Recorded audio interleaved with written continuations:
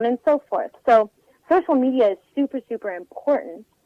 But when it comes to sales, I think a lot of entrepreneurs go there, promote their products and services, don't get any bites, and think that social media doesn't work.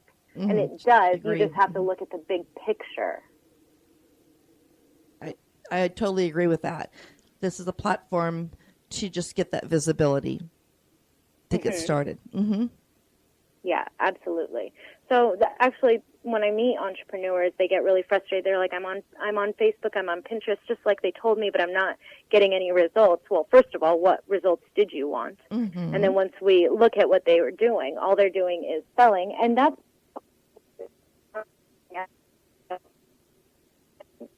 You're breaking up. Breaking up a little bit there.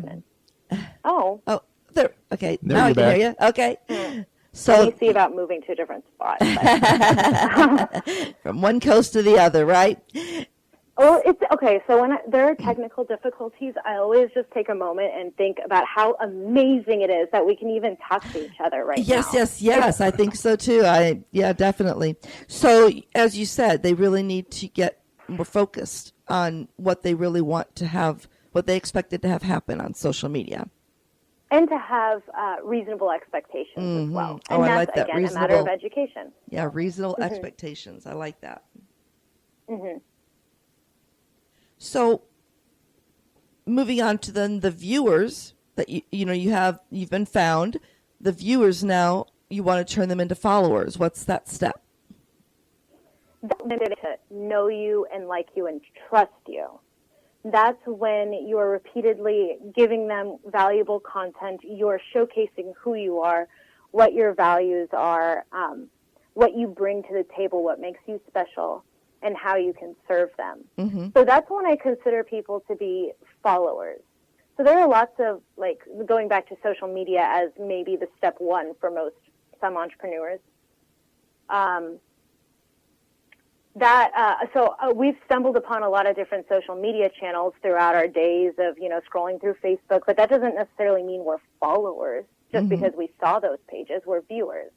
We become followers when, of course, we like or follow the page, but also when our minds have opened up to consuming this content and we're kind of curious. We're like, oh, who is this person? And then, of course, there are different stages of being a follower, too. You could just be someone who's curious or someone who's a raving fan. Now, I wouldn't say raving fans are necessarily in the third stage because you can have raving fans and not make a single dollar off of them. Mm-hmm. But they're still very beneficial. They're still singing your praises because they love you. Mm-hmm. But that's who I would say a follower is somebody who has opted to listen to you and is curious and open to hearing from you. That's a very good explanation of those followers. Because I do hear a lot from individuals. I have all these fans, all these followers, but I'm not getting any sales. So what do I do with them? Like when I see a viewer on my page, how do I capture all this? So that's where you have to really have that formula or that strategy in starting to turn those individuals into customers, which is that third stage. And I would actually like to address that comment, too, which is I have all these followers, but they're not turning into clients. Well, first, let's look at the followers. Are they your ideal client? Very good point. Yeah. So are they even your ideal client? Like my first few followers, like my first 10, 20 on my Facebook page were my friends and family. My mom and dad are my biggest fans, but they're not my ideal clients. My dad's a civil engineer. My mom's an office administrator. They're not exactly entrepreneurs. Love it. But, yes, I understand that too. So if you're seeing you have a huge following and nobody's biting, look first of all and see who are they, and then look at your message and see if it's even resonating with them too. Mm-hmm. Because, for example, my ideal client, my target audience, is actually older entrepreneurs. So they're like in their 40s, 50s, and 60s. Of course, I work with people who are younger and older. But the way that I would speak to somebody who's my age, a millennial, is completely different than how I would speak to a female entrepreneur in her 50s with kids in college. So I need to make sure that because she's my target market, I can't talk to her like I would talk to myself. Mm-hmm. So first I need to make sure that she's one of my followers, and then also I'm speaking her language, speaking to her pain. That's, again, some very good points there. You have to know who your audience is and making sure that you're attracting more of those ideal potential clients to you so that your marketing message will resonate with the right people. Yeah, mm-hmm. It's the classic quality over quantity. Yes. For our audience here, would you give us one or two or three pain questions where you're trying to bring their pain out? How would you ask a question along those lines? Discover what their pain is, you mean? Correct. In regards to, that's a good question. Well, every business is very different in how you would do that discovery, and a lot of times it turns into a conversation. So I would definitely recommend making it a conversation if you can versus a survey. But if it's a survey, the question would be, or some questions could be like, okay, let's pick a business. So let's say you're a health coach and you focus on weight loss. So you say, what is the biggest reason why you want to lose weight? Then that'll kind of get them thinking into, well, you know, I want to feel better. I want to be able to move and be able to pick up my granddaughter. You can ask them, well, how does that make you feel? Furthermore, then you can say, well, what is it that you've done so far to do that? What has worked? What hasn't worked?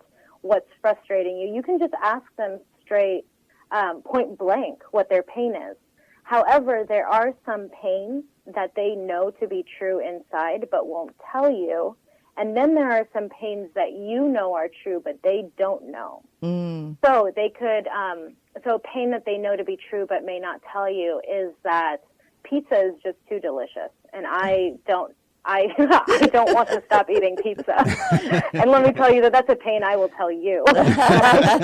Well, hey, but that could be something that they're embarrassed. That could be something that they're embarrassed to admit, but it's a pain. It's that I'm kind of addicted. Or no, it's not that they're addicted to their food at that point. It's that I really like this and I don't want to stop. Yeah. But then the pain that they're not telling you is that they're emotionally addicted to it, and it's very difficult, and they're lost and confused about how to break out of that habit. You know, so that might be a pain or something that they're struggling with. So once you kind of discover that that's something that's holding them back, it's kind of a mental addiction, then you start speaking to that, and you start educating them and kind of bringing that to light. Not saying it outright, but kind of speaking to that pain, and they'll feel it in their hearts. They're like, you know what, this is kind of resonating with me. So let me focus that in just a little bit more. When you're evaluating a prospect's or a client's social media, or you're reading their web page, how do you go about telling them without hurting them, so to speak? You know, could you just focus the point that you just went through? In other words, to help them understand that they need to change up their message so that the ideal client they're searching for or want to attract can really resonate with their message. So how do I evaluate whether or not their message is effective, or how do I tell them that their message could be tweaked? How do you tell them? Well, usually when we've gotten into a conversation already, they know that something is wrong and can be improved. So we'll start by, of course, telling them everything I like about them. Because there usually I love is a that. lot. Yes, always give the positive. Yes, definitely. Yeah, and I'm not just making it up either. Like we won't even get into that conversation if we don't connect with each other. I love but that. it'll start with, I think you are really serving your world in an amazing way. I'm so excited that you've even gotten this far. And most of the time, they haven't worked with anyone before because they're just starting out. So I love that you took your website into your own hands, or you started Facebook. And even if you were posting without a real strategy, and you might have been spending way more time than you needed to, now you have all of this data that we can look at. So this is the beginning of a new chapter. It's the beginning of a beautiful thing. So if I may make some suggestions, and then I go into what it is. So it actually really depends on the nature of our conversation. That's perfect, Tara. Tara, it's like because now that you've captured their interest, that they know you can definitely assist them in turning those followers into potential customers because you've addressed what you are seeing and why they're not turning them in. That then brings you to that next step to help them put together the strategy. And most likely with online marketing, for being successful, there has to be some type of, again, an automation set up so that they can reach more people. So Yes. I guess share with our audience today some ways that one can automate their online marketing to tap into all of those that need their services. Yes, yes. So that goes back to the very beginning, which was how can they spend less time? And yes, quite literally, it's automating.